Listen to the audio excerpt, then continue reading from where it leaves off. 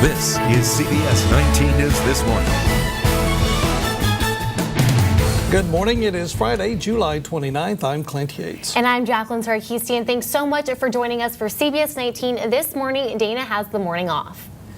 Well, like you said, it's Friday, so the weekend is almost here. What do you think the weather's going to be? Well, let's hope it's good, Ashley. It looks like the chance of rain is moving out of East Texas. Is that right? A strong storm moved through Wood County Wednesday night, and now one Mineola family has no place to live. A tree toppled onto their home on McWhorter Street. The family had just moved in last Saturday, but was not home when it happened. They believe a tornado came through the area, but we will not know until the National Weather Service confirms that. More families were affected by the storm. Many of them say they have not heard from their emergency management officials. A Marshall City Commissioner could be sent to jail for 180 days. He's accused of disrupting a meeting that was meant to build relations between police and the community. Commissioner Michael Mitchell showed up at the meeting after commenting on a live Facebook video of one scenario that upset him. Organizers say the commissioner took the floor out of turn and refused to stop talking. That's when police stepped in. It's been nearly 2 weeks since 6 law enforcement officers were shot during an ambush shooting in Baton Rouge. 3 of those officers did not survive.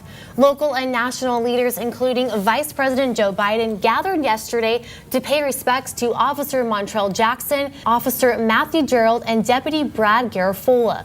The men were remembered for their bravery and how they brought together a community divided. All 3 wives of the officers killed spoke about their husbands.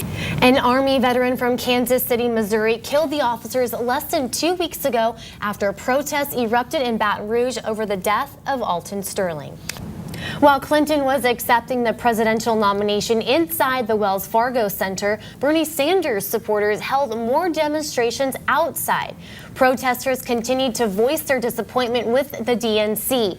During the 4 nights of protests, police say about 100 people were issued citations for disorderly conduct and 11 were arrested.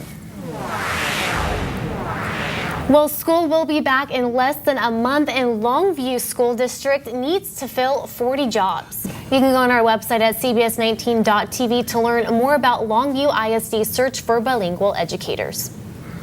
Well, turning to sports, the Cowboys are in Oxnard, California, getting all settled in for camp. And don't forget about this new book in the history of Longview Lobos football will be released at 5 p.m. at Longview High School. The late Jeremy Cotham is the author of Friday Night Howl. One interesting fact in the book, green, white, and gold were not the original school colors. How about that? Yeah. Coming up, one teen's mission to celebrate others on her special day. Kyra Dooley turned 13 on June 24th. For the past 3 years, on every birthday, she has asked for gifts that she can pass along to others. It's the idea behind her organization, My One Birthday. She hopes to inspire other young people to use their birthdays as a day of giving to those in need. Good. I know. I should have done something like that for my birthday. Who knows, she may have something huge on her hands there. I know. What a special girl. Huh. No taco eating. I mean, yeah, how can you do that? You know, hands on the wheel with the taco. I don't think that would work. No. As witnessed by the video. Chipotle, there it is again. Chipotle is getting into new business details coming up. And MTV is going nostalgic. But first, it's time for today's water cooler question. 8% of singles say this is one of the first things they notice about a date. What do you guys think it is? It's been so long since I've been on a date like that. I kind of want to say like the person's mannerisms, or I have no idea what they're wearing. Could be a lot of things. It could be. If you lived on the same street for more than 30 years, you'd probably expect people to come and go. Yeah. And MTV is tapping into viewers' nostalgia. Beginning August 1st, 35 years to the day MTV first went on air. The network will launch a 90s-themed channel, MTV Classic. It will show fan favorites like Beavis and Butthead, Cribs, and Unplugged. Here's the sad thing. I remember when it went on the air 35 years ago on Monday. Yeah, I can't say that I did. Ooh, I bet you can't either. A lot of retailers on top of that $8 will throw in some extra sales and some other things as well. Yeah, I covered that event last year. It was great. The mall was packed. Yeah, and it's that time. Yeah, it is. Believe it People or taking not. advantage. Yeah. Well, coming up, a social media group that's working to end racism. Good morning. It's Friday, July 29th. I'm Jacqueline Sarkeesian. And I'm Clint Yates. Welcome back to CBS 19 this morning. Today, people in Newtown, Connecticut will get their first glimpse of the new Sandy Hook Elementary School. The old Sandy Hook Elementary School was torn down after Adam Lanza's rampage in December 2012. 20 first graders and 6 educators were killed. Lanza killed his mother before the school shooting and killed himself afterward. The new $50,086,000 square foot school was built on the same property and is scheduled to open next month. Last night, millions of Americans watched Hillary Clinton accept the Democratic nomination for president. She made history on the final day of the Democratic convention by becoming the first woman to accept a major party nomination for president. Throughout the speech, Clinton went back to the night's theme, Stronger Together, and blasted Republican rival Donald Trump's qualifications to be commander-in-chief. Today, Clinton and running mate Tim Kaine will campaign in Pennsylvania.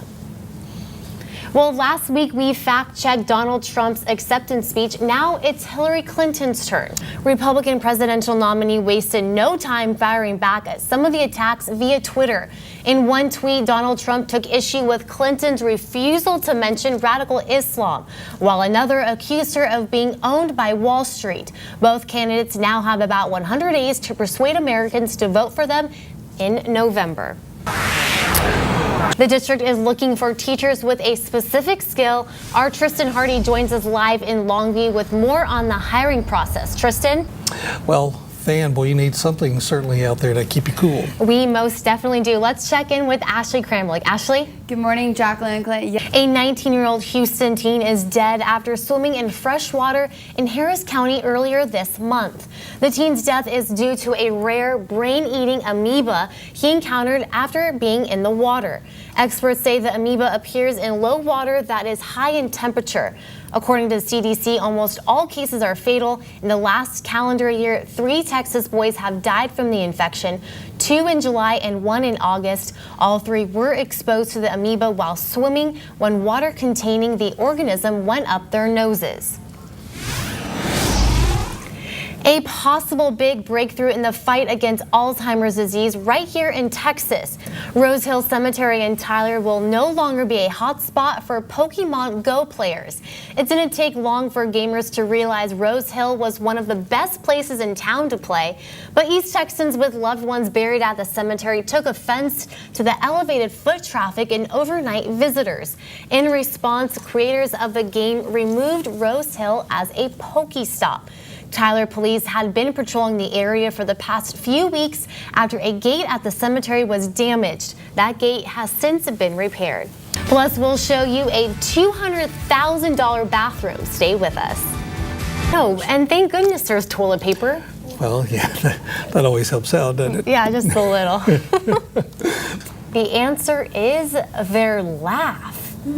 Well, that's kind of interesting. Yeah.